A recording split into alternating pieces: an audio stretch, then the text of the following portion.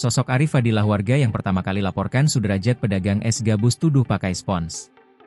M. Arif Fadilah, 43 tahun. Seseorang yang pertama kali melaporkan kakek Sudrajat pedagang es gabus atau es kue jadul di Kemayoran, Jakarta Pusat atas dugaan penjualan makanan berbahaya. Diketahui, Arif merupakan warga Utan Panjang 3, Kemayoran, yang melaporkan melalui call center 110 pada Sabtu, 24 Januari 2026.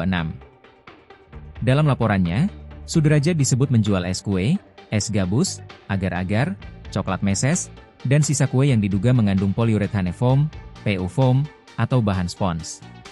Kecurigaan itu yang kemudian mendorong Arif menghubungi jalur resmi kepolisian, bukan menyebarkannya langsung ke media sosial. Menindaklanjuti laporan tersebut, tim piket Reskrim Polsek Kemayoran mendatangi lokasi dan mengamankan barang dagangan Sudrajat. Laporan itu kian berkembang menjadi peristiwa viral nasional.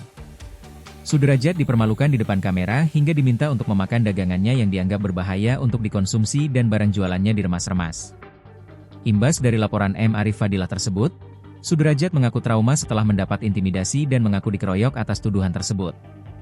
Namun, berdasarkan hasil pemeriksaan terhadap sampel seluruh dagangan Sudrajat, tidak ditemukan bahan berbahaya.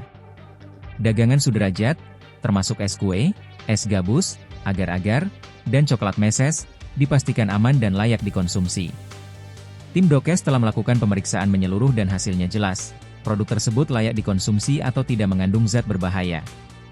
Untuk menjamin ketenangan publik, kami juga mengirim sampel ke Dinas Kesehatan dan Laboratorium Forensik Polri, jelas Kasat Reskrim Polres Metro Jakarta Pusat, AKBP Robi Heri Saputra, dilansir dari Kompas.com, Minggu, 25 Januari 2026. Buntut kejadian itu, Sudrajat mendapat ganti rugi atas barang dagangan yang diamankan selama proses pemeriksaan.